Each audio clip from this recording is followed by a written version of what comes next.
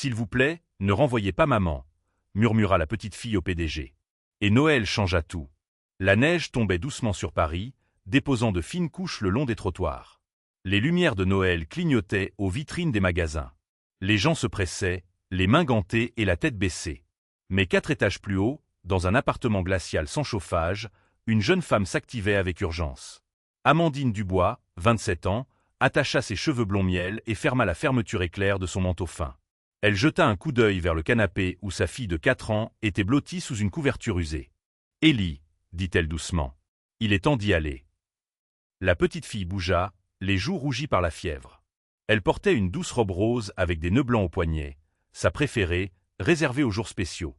Amandine enroula une écharpe autour du cou d'Élie et la souleva délicatement. « Juste le dispensaire, puis on se reposera, » promit-elle. Amandine travaillait comme intérimaire sur une chaîne de production chez Les Repas Fraîcheurs, une entreprise de plats surgelés à Montreuil. Son travail, emballer des boîtes dans la chambre froide, était exténuant. Son contrat se terminait bientôt, et son superviseur avait peu de patience pour les urgences personnelles. Amandine tenait à peine le coup. Au dispensaire, le médecin fronça les sourcils après avoir examiné Élie. Forte fièvre, probablement virale. Elle a besoin de s'hydrater et de se reposer. Amandine hocha la tête. Dehors, elle sortit son téléphone pour prévenir l'usine. Avant qu'elle ne puisse composer le numéro, il sonna. Mademoiselle Dubois. Une voix plate dit, Monsieur Nicolas Reynard, notre PDG, souhaite vous rencontrer aujourd'hui, à 13 h, au 11e étage. Le cœur d'Amandine se serra. Aujourd'hui. Oui. Soyez à l'heure. Elle regarda Élie. Pas de nounou. Pas de famille à proximité. Pas le temps. 1 heure plus tard, Amandine arriva au siège des Repas Fraîcheurs avec Élie. La réceptionniste la dévisagea mais ne dit rien. Au 10e étage, Amandine guida Élie vers une banquette rembourrée devant le bureau du PDG. « Assieds-toi là, ma chérie, » dit Amandine. « Ne bouge pas maman en a pour 5 minutes. » Élie hocha la tête et serra son ours en peluche. Amandine lissa la robe de sa fille et se détourna, les mains tremblantes. Elle attendit devant le bureau, l'estomac noué. Allait-il la renvoyer? Mentionnerait-il ses absences? Désespérée, elle se glissa dans les toilettes et appela une amie de la fac. « Pourrais-je t'emprunter? Juste un peu. » Jusqu'au mois prochain, murmura-t-elle. Une pause, puis un nom. Amandine mit fin à l'appel, pressa le téléphone contre sa poitrine et ferma les yeux. Des larmes silencieuses coulèrent sur ses joues. Elle les essuya et retourna s'asseoir. Mais Élie avait vu depuis l'autre bout du couloir, la petite fille avait regardé sa mère pleurer, et bien qu'elle ne pût tout comprendre, elle comprenait suffisamment. Elle avait vu sa mère avoir faim pour qu'elle puisse manger, veiller tard, marcher jusqu'au travail dans la neige. Si sa mère perdait son travail, Noël disparaîtrait aussi. Élie regarda la grande porte du bureau. Des lettres dorées éplaient « Nicolas Reynard, PDG ». Elle glissa silencieusement de la banquette, serra son ours en peluche, redressa sa robe et traversa le couloir. Personne ne remarqua la petite enfant s'approcher de la porte. Elle frappa. À l'intérieur, Nicolas Reynard examinait les prévisions de vente. « Entrez », dit-il distraitement. Il leva les yeux et se figea. Une enfant se tenait dans l'embrasure de la porte. Robe rose, boucles emmêlées, joues rouges. Elle serrait un ours et le regardait droit dans les yeux. « S'il vous plaît, ne renvoyez pas ma maman, » dit-elle doucement. « C'est la meilleure. Elle travaille dur. Elle a même sauté le dîner hier soir pour que je puisse avoir de la soupe de poulet. » La pièce devint silencieuse. Nicolas se leva lentement, ne sachant comment réagir. À ce moment, Amandine se précipita à l'intérieur. Son visage était pâle. « Élie !» Mais Nicolas avait déjà contourné le bureau. Il s'agenouilla au niveau des yeux de la petite fille. « Comment t'appelles-tu, petite ?» demanda-t-il gentiment. Élie hésita, puis répondit doucement. « Élie. » Nicolas esquissa un petit sourire. « C'est un joli nom. » Il était rare qu'une journée au sommet de la tour des Repas Fraîcheurs soit perturbée par autre chose que des graphiques de vente en baisse ou des appels urgents d'actionnaires. Nicolas cligna des yeux, toujours agenouillé devant la fillette qui venait de faire irruption dans son bureau et de briser le rythme de son monde étroitement contrôlé. Sa voix, douce mais inébranlable, résonnait dans son esprit. « S'il vous plaît, ne renvoyez pas ma maman. » Il avait fait face à des actionnaires en colère, à des scandales de presse et à des négociations internationales. Mais cet enfant en robe rose avec des lèvres tremblantes et des yeux pleins d'espoir le laissait sans voix. Il s'éclaircit la gorge. Élie, c'est ça. Elle hocha la tête. Oui. Amandine se tenait figée près de la porte, le visage rouge et le souffle court, visiblement mortifiée. Je suis tellement désolé. Elle a dû s'égarer. Je vais. Nicolas leva une main sans la quitter des yeux. Laissez-la parler. Amandine hésita, partagée entre la discipline et l'incrédulité, puis recula lentement. Élie serra plus fort son ours en peluche et fit un autre pas vers Nicolas. « Maman est toujours fatiguée, dit-elle, les yeux toujours fixés sur les siens, mais elle me sourit. » Nicolas ne bougea pas. Les mots de la fillette étaient d'une clarté frappante pour quelqu'un de son âge. « Elle dit que si elle perd son travail, » ajouta Élie, sa voix se brisant légèrement, « on ne pourra pas avoir Noël. » Quelque chose dans la poitrine de Nicolas se déplaça. Ce n'était pas dramatique, pas un coup de tonnerre, juste une traction silencieuse, le genre que l'on n'attend pas avant qu'il ne soit trop proche pour être ignoré. Il inspira lentement, se relevant maintenant, mais regardant toujours la fillette comme si elle venait d'ouvrir une porte qu'il avait verrouillée depuis longtemps. Amandine, debout à proximité, murmura « Élie, ma chérie, arrêtons ». Mais Élie avait déjà fouillé dans son petit sac à dos. Elle en sortit un morceau de papier plié et froissé, au bord déchiré et taché de crayon. Elle le tendit à Nicolas à deux mains. « J'ai fait ça. » Il le prit doucement, dépliant le dessin. C'était enfantin, bien sûr. Des bonshommes allumettes inégaux, de grosses têtes, des yeux exagérés, mais cela racontait une histoire bien plus adulte que n'importe quel enfant ne devrait avoir à raconter. « C'est maman, » expliqua Élie. « Elle travaille. » Le dessin montrait Amandine à une table avec un ordinateur portable, des lignes griffonnées autour de sa tête, peut-être des cheveux, ou peut-être un fouillis de stress. De l'autre côté de la pièce, derrière d'épaisses lignes noires qui ressemblaient à un mur ou peut-être juste à de l'espace, était assise une petite silhouette, Élie, par terre, serrant un jouet entouré d'un ombrage gris. « Et ça, c'est moi, » dit-elle doucement. « Je l'attends beaucoup. » Nicolas déglutit. Ses yeux s'attardèrent sur le dessin plus longtemps qu'il ne l'avait prévu. Il y avait quelque chose de poignant dans l'isolement de la minuscule silhouette dans le coin et quelque chose de profondément humain dans la façon dont l'enfant avait dessiné sa mère. Des yeux grands et fatigués, des mains tendues vers les touches d'un ordinateur portable et un petit cœur sur sa poitrine. Il leva les yeux. Le visage d'Amandine était rouge de honte, mais il y avait une dignité tranquille dans sa posture. Elle n'offrit aucune excuse. Elle se tenait juste là, laissant le dessin parler pour elle. Nicolas rompit le silence. « Pourquoi l'amenez-vous au travail ?» La mâchoire d'Amandine se crispa légèrement, mais sa voix était ferme. « Je ne le fais pas d'habitude. Aujourd'hui, c'était une urgence. Je n'ai pas pu trouver de baby-sitter à la dernière minute. Je n'ai pas de famille ici. » Nicolas hocha lentement la tête, mais ses yeux étaient toujours sur le dessin. Amandine ajouta « Je n'ai pas les moyens d'engager une baby-sitter régulière, mais je n'ai jamais été en retard. Pas une seule fois. » Il n'y avait aucune amertume dans son ton, aucune excuse, juste des faits énoncés par quelqu'un qui n'avait pas de temps pour autre chose. Nicolas plia le dessin avec soin, bien plus délicatement qu'il ne l'avait déplié, et le posa sur le bord de son bureau. Il regarda à nouveau Élie. « Tu aimes beaucoup ta maman. » Elia Rayana. C'est ma personne préférée. Un coin de la bouche de Nicolas se souleva légèrement. Pas un vrai sourire, pas encore, mais quelque chose de plus chaleureux que tout ce que son personnel avait vu depuis des années. « Merci de partager cela avec moi, » dit-il doucement. « Toutes les deux. » Amandine expira comme si elle avait retenu son souffle depuis le moment où elles étaient entrées dans le bâtiment. Nicolas se tourna vers son assistante, qui se tenait à distance, silencieuse et les yeux écarquillés. « Annulez ma prochaine heure. » Puis, à Amandine, il dit « Parlons. » Le silence qui s'était installé dans la pièce était d'une fragilité nouvelle. Amandine était maintenant assise en face de Nicolas. Élie confiait aux soins d'une aimable réceptionniste qui lui avait offert un jus de pomme chaud et des crayons de couleur.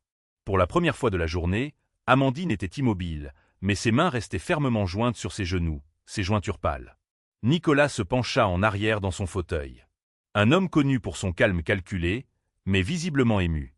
Devant lui se trouvait le dossier personnel d'Amandine, plus mince que la plupart. Pas de recommandations élogieuses, pas de diplôme de haut niveau. Juste un court CV tapé proprement et quelques pages d'historique d'emploi de base. Il tapota légèrement le dossier. « Dites-moi quelque chose, Amandine, » dit-il, la voix basse mais ferme. « Qu'avez-vous étudié avant cela ?» Elle leva les yeux, surprise par la question. « Gestion d'entreprise agroalimentaire. » Avec une spécialisation en marketing produit. Nicolas haussa un sourcil. Pas vraiment le profil pour un travail sur une chaîne de production. Le sourire d'Amandine fut faible. Ce n'était pas le plan.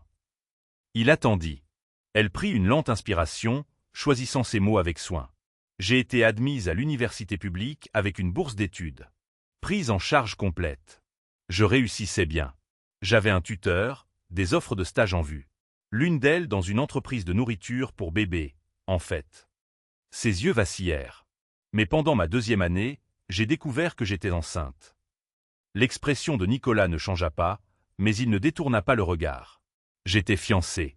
Nous pensions avoir tout prévu, continua-t-elle, la voix ferme mais douce. Mais quand je le lui ai annoncé, il a disparu. A changé de numéro. Sa famille m'a bloqué. Mes parents ont dit que je leur avais fait honte, m'ont dit de régler le problème ou de partir. Le front de Nicolas se plissa légèrement. J'ai choisi de partir, dit simplement Amandine. Je n'ai pas pu finir mes études. Je travaillais dans une brasserie le jour et je nettoyais des bureaux la nuit. J'ai appris à faire durer 15 € pour 5 repas. J'ai mémorisé les prix des produits d'épicerie et les cycles de coupons, mais j'ai continué à lire. J'ai continué à apprendre. Il pencha la tête. Apprendre. Elle hocha la tête. Chaque étiquette de produit, chaque agencement de rayon dans chaque supermarché. Je suis toujours les tendances du marché. J'étudie le comportement des clients quand je fais la queue à la caisse. Je tiens un carnet d'idées, juste au cas où. Nicolas baissa les yeux sur son CV à nouveau. Un historique de travail de base. Serveuse, assistante de livraison, ménage, intérimaire en inventaire. Tout à court terme, tout pour la survie. Mais alors qu'il tournait la dernière page, quelque chose attira son attention. Une courte note en bas, écrite à la main d'une écriture nette et soignée. Je ne demande pas de pitié. Je demande juste une vraie chance. Il fixa les mots un long moment. Il n'y avait aucune supplique en eux. Aucune amertume, aucun drame, juste de la clarté. Amandine ne s'était pas présentée comme une victime. Elle n'essayait pas de l'impressionner. Elle énonçait simplement la vérité et espérait que quelqu'un pourrait voir au-delà de la paperasse. Il leva à nouveau les yeux, son regard plus perçant maintenant. Il le voyait clairement. Une femme qui avait tout perdu et qui se tenait toujours debout. Quelqu'un qui avait toutes les raisons d'abandonner mais qui refusait de le faire. Quelqu'un qui n'a jamais cessé d'essayer d'être meilleur, même quand personne ne regardait. « Vous n'avez jamais abandonné, » dit-il doucement. Amandine baissa les yeux sur ses mains. Je n'avais pas ce luxe. Nicolas hocha la tête une fois, lentement. Le silence s'étira de nouveau, pas gênant cette fois, mais lourd de quelque chose de réel. Il ferma le dossier avec soin et le mit de côté. Il n'y eut aucun geste dramatique, aucun discours, juste un changement dans son regard, une lueur de respect qui n'était pas là auparavant. Et à ce moment-là, Nicolas Reynard, PDG, stratège, sceptique, vit non seulement une mère célibataire en difficulté, mais une femme au potentiel brut et non poli, une battante, une penseuse, quelqu'un qui avait sa place dans une pièce où les idées comptaient. Pas seulement à l'arrière où l'on scellait des boîtes.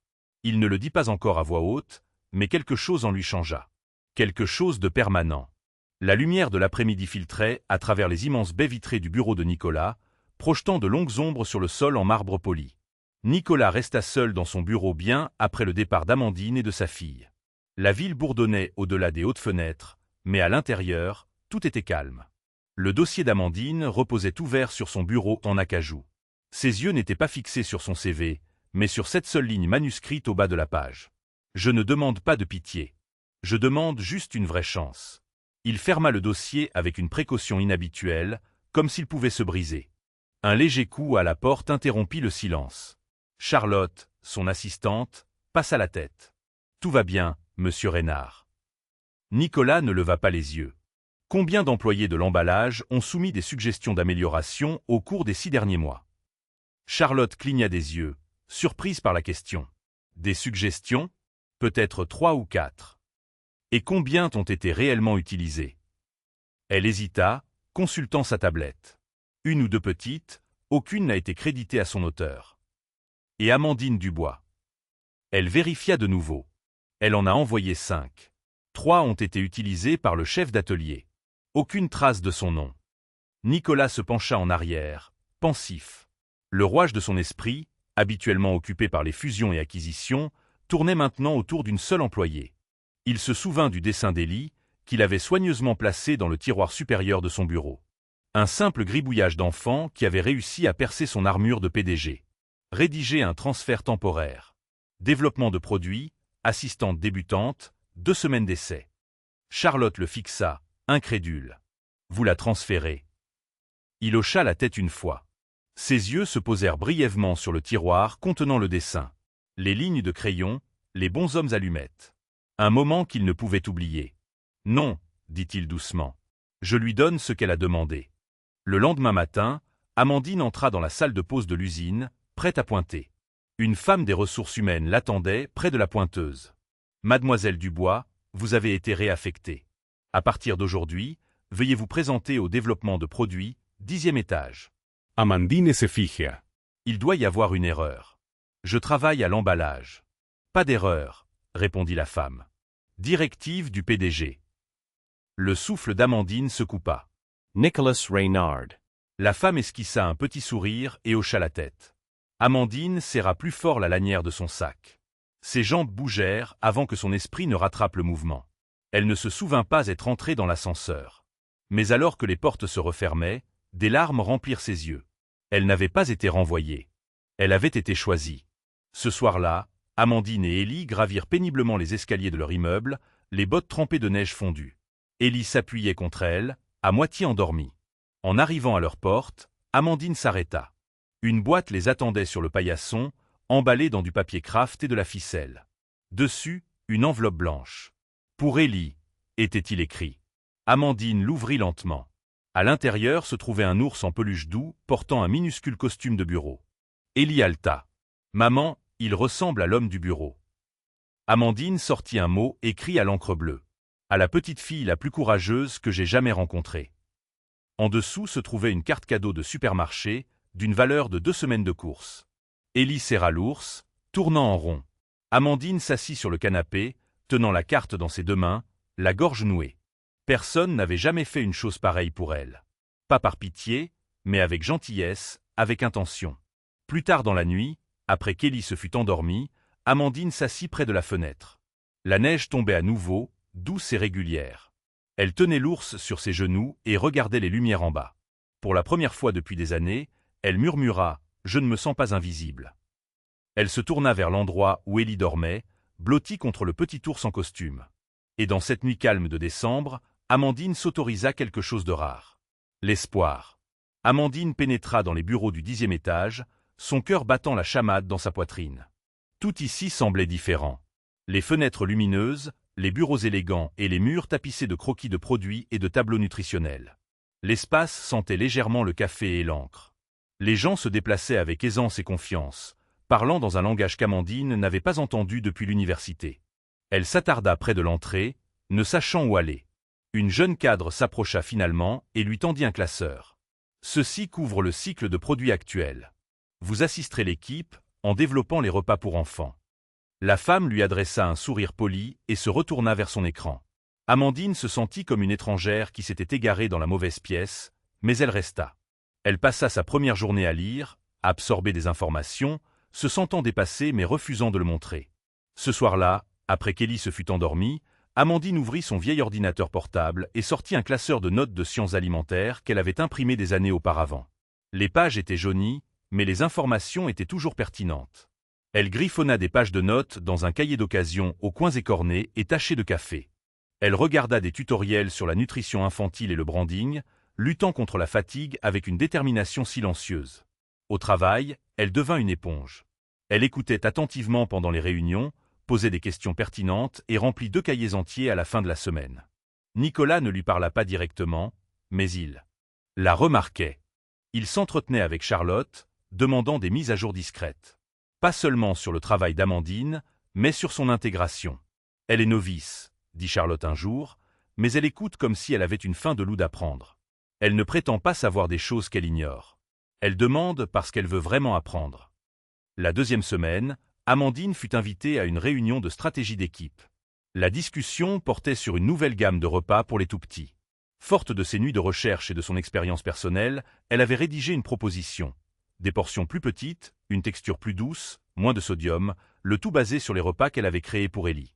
Quand la discussion s'ouvrit, Amandine leva la main et partagea son idée, n'hésitant que très légèrement. Certains membres de l'équipe semblaient sceptiques.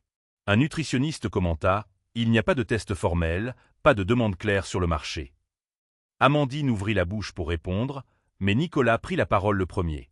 Si une mère célibataire peut nourrir sa fille avec 4 € par jour tout en gardant ses repas nutritifs et appétissants, dit-il, son regard balayant la pièce, peut-être devrions-nous la laisser finir. La salle se tut. Amandine hocha la tête, prit une profonde inspiration et continua, sa voix gagnant en assurance. Elle ne pleura pas, mais elle sortit de cette réunion en sachant que quelqu'un avait donné à sa voix l'espace nécessaire pour compter. Elle le ressentit de nouveau dans les jours qui suivirent. Quand Élie se réveilla avec une légère fièvre, Amandine envoya un message demandant de reporter une petite tâche. Quelques minutes plus tard, un message de Nicolas arriva. La famille d'abord, toujours. Nous gérerons le projet plus tard. Un autre jour, après avoir sauté le déjeuner pour terminer une présentation, l'assistante de Nicolas laissa discrètement un sandwich et une tasse de tisane au gingembre à côté de son ordinateur portable. La préférée d'Amandine, qu'elle avait mentionnée une fois en passant. Personne ne dit rien, mais Amandine s'arrêta, prit une gorgée et laissa la chaleur s'installer dans sa poitrine. Au début, les collègues chuchotaient dans son dos, elle a des relations en haut lieu. Ça doit être une faveur spéciale. Mais bientôt, les perceptions changèrent. Amandine restait tard. Elle demandait comment elle pouvait aider. Lorsqu'un fichier d'un jeune designer planta à 23 heures, Amandine resta derrière et l'aida à le reconstruire. Un soir, alors qu'elle rangeait ses affaires, le designer se tourna vers elle et dit « Je n'ai jamais vu quelqu'un apprendre aussi vite et continuer à aider les autres. » Amandine sourit. « Je suis juste reconnaissante d'être ici. » Puis, un jeudi calme, Amandine rentra chez elle et ouvrit son sac à main. À l'intérieur se trouvait une boîte de tisane à la camomille et un mot plié à l'encre bleue. « Vous vous en sortez mieux que vous ne le pensez. » NR. Elle tint le mot pendant un long moment, traçant chaque lettre avec son pouce. Ce n'était pas romantique. Ce n'était pas du flirt. C'était du respect, de la reconnaissance. Et pour Amandine Dubois, c'était la première fois qu'être vue ne s'accompagnait pas de jugement. La période d'essai de 2 semaines s'était transformée en 1 mois, puis en 2. Amandine n'était plus une simple assistante. Elle était devenue un membre à part entière de l'équipe de développement de produits.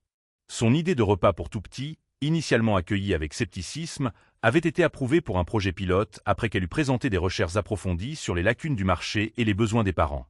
Elle travaillait avec une passion féroce, animée par des années de frustration refoulée et le désir désespéré de construire une vie meilleure pour Élie.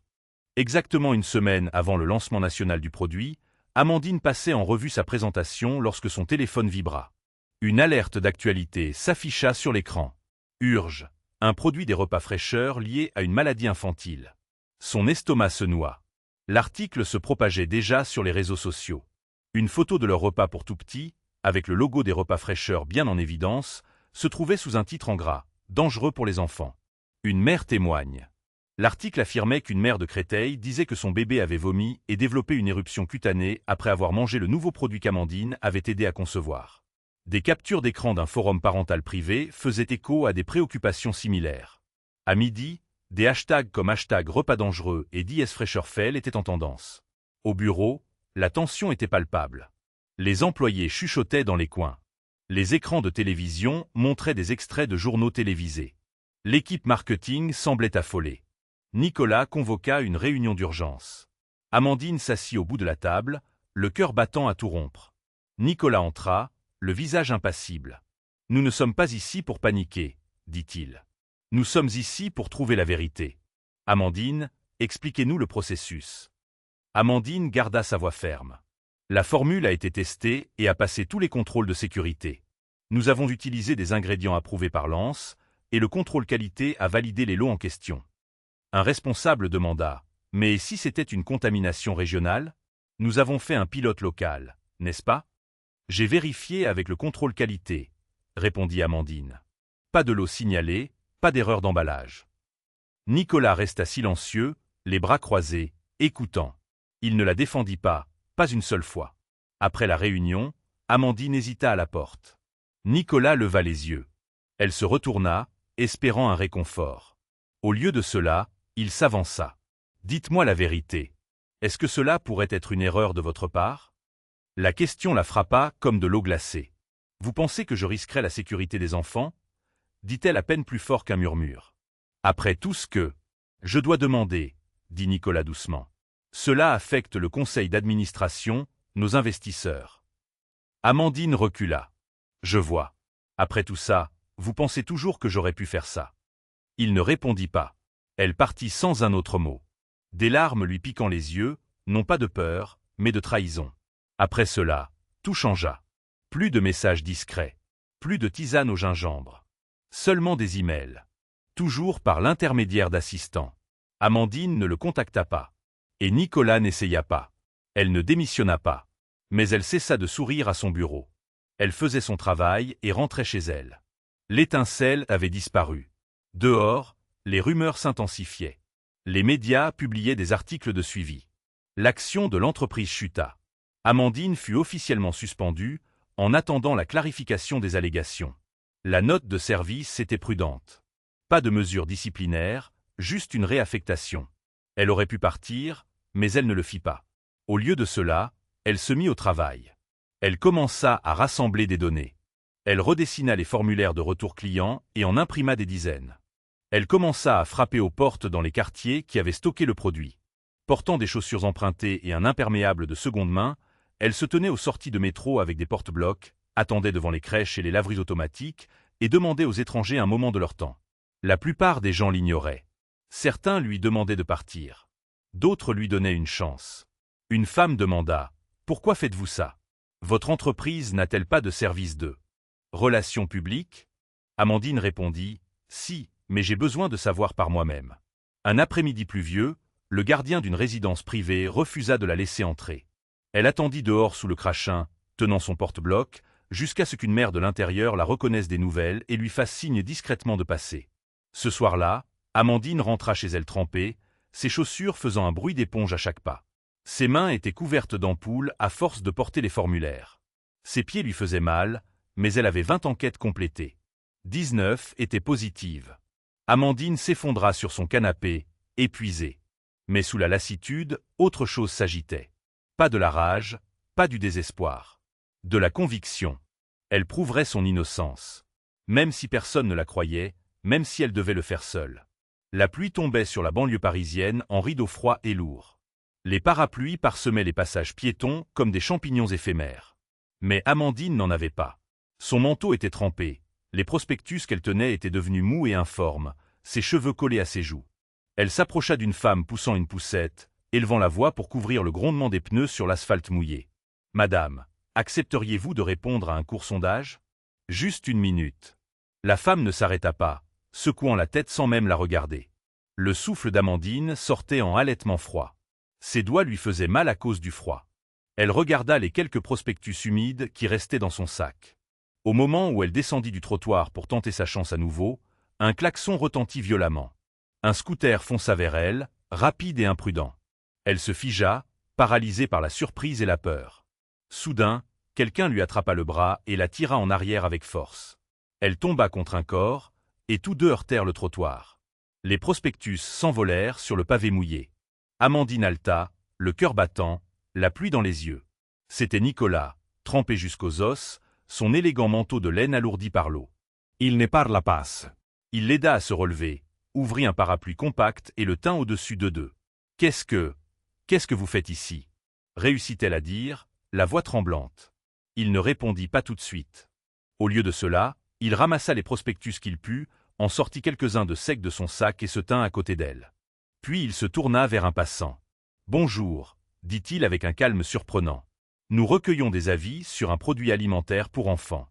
Juste un rapide sondage. » Amandine le regarda, sans voix. Puis elle sourit. Un petit sourire, incertain, mais réel. Ils travaillèrent ensemble en silence alors que la tempête s'apaisait. Quand la foule se clairsema, ils trouvèrent refuge sous l'auvent d'une librairie fermée. Amandine, blottie dans son manteau. Nicolas se tenait près d'elle, un sac en plastique de prospectus abîmé à ses pieds. « J'aurais dû vous le dire plus tôt, » dit-il doucement, son regard fixé sur la rue animée. « J'ai lancé une enquête le jour même où la plainte a été déposée. » Amandine leva les yeux, surprise. La femme qui a porté plainte, continua-t-il, était une ancienne employée du marketing d'un concurrent. Elle a été payée pour tout inventer. L'éruption cutanée était une photo retouchée. Le bébé n'a même jamais mangé notre produit. Ses lèvres s'entr'ouvrirent. « Vous êtes sérieux ? » « J'ai les preuves. Le service juridique prépare déjà le communiqué. » Elle s'adossa au mur de briques. Le soulagement était immense, mais il y avait aussi de la douleur. Vous m'avez demandé, dit-elle doucement, si j'avais fait une erreur. Il la regarda, le visage plein de regret. Je sais, dit-il. Et j'ai eu tort. Je n'ai pas douté de vous. J'ai douté de ma propre force à vous défendre si cela dégénérait. J'ai pensé que garder mes distances nous protégerait tous les deux, mais cela n'a fait que vous blesser. Elle baissa les yeux, la pluie dégoulinant de ses cils. Nicolas s'approcha un peu plus. J'ai posé la mauvaise question. Il hésita. J'aurais dû demander. Voulez-vous que je sois à vos côtés? Amandine leva les yeux. Tout ce qu'elle avait porté, la peur, la blessure, la résilience, était là dans ses yeux, mais aussi quelque chose de plus doux. L'espoir. Nicolas ne la toucha pas. Il n'en avait pas besoin. Sa voix était ferme, calme. À partir de maintenant, dit-il, je ne laisserai plus personne mettre un point d'interrogation après le mot confiance. La rue s'agitait autour d'eux. La circulation, les gens, les flaques d'eau reflétant les phares. Mais dans cet espace, il y avait le silence. La compréhension. Pas de confession enflammée, pas de drame, mais c'était une histoire d'amour tout de même. Le lendemain matin, les gros titres envahirent le monde des affaires. Controverse chez les repas fraîcheurs. Le PDG et une développeuse révèlent une plainte fabriquée. Des photos d'Amandine sous la pluie, porte-bloc à la main, trempée mais déterminée, inondèrent les réseaux sociaux. Son histoire résonna, sa force inspira, sa dignité tranquille émut des millions de personnes. Les gens commencèrent à l'appeler « la fille honnête à l'imperméable rose ». Et quelque part au-dessus de la ville, les nuages commencèrent enfin à se dissiper. 1 an plus tard, l'hiver retourna à Paris avec son silence familier de neige tombante et ses lumières scintillantes accrochées aux bâtiments. À l'intérieur du siège des repas fraîcheurs, une chaleur bourdonnait de célébration. Amandine Dubois était maintenant assise derrière le bureau de son nouveau bureau. Le titre sur la porte indiquait « Directrice de l'innovation produit famille ». C'était un espace modeste, sans décoration luxueuse ni mobilier design, mais sur le mur derrière elle était accroché un simple cadre en bois contenant un dessin au crayon. Il montrait une femme à un bureau, une petite fille à ses côtés, et un petit ours avec un nœud papillon. La signature d'Élie, en violet, disait « Maman au travail. J'aide ». Amandine le regardait en souriant chaque matin. Elle avait travaillé sans relâche au cours de l'année écoulée, lançant une nouvelle gamme de repas sains et abordables pour les familles, conçus à la fois avec des données et avec du cœur. Son parcours l'avait menée de l'atelier de l'usine à la direction exécutive, et ce n'était pas un miracle. C'était mérité, centimètre par centimètre. De l'autre côté du couloir, des rires résonnaient du bureau de Nicolas Reynard. Là, à un petit bureau niché dans un coin, était assise Élie, maintenant âgée de 5 ans, avec une paire de lunettes en plastique rose sur le nez et un porte-bloc à la main. Elle griffonnait avec une concentration sérieuse, tandis que Nicolas, dans un costume gris impeccable, tapait à côté d'elle. Elle l'appelait le grand chef, parfois mon protecteur. Tout le monde dans l'entreprise connaissait leur histoire maintenant. Ce n'étaient pas des ragots chuchotés. C'était une admiration silencieuse. Pas une romance de bureau, mais quelque chose de plus profond. Un lien n'est non pas du flirt, mais du feu, de la confiance et des petites mains d'une courageuse petite fille en robe rose. Personne ne le remettait en question. Ce soir-là, l'entreprise se rassembla pour son gala de Noël annuel. L'espace de réception scintillait de lumière dorée et de guirlandes, un grand sapin au centre de la pièce brillant d'ornements fabriqués par les enfants des employés. Amandine entra, vêtue d'une robe en velours rouge profond, ses cheveux doux autour de ses épaules. Élie, dans une robe rose dufteuse et des chaussures scintillantes, dansait avec enthousiasme près du sapin. Nicolas arriva quelques instants plus tard, saluant brièvement les gens avant de traverser la pièce pour les rejoindre. Il n'eut pas besoin de dire un mot. Quand Amandine leva les yeux et que leurs regards se croisèrent, cela suffit. Alors que la musique enflait et que la salle se calmait, Nicolas monta sur scène avec un verre à la main.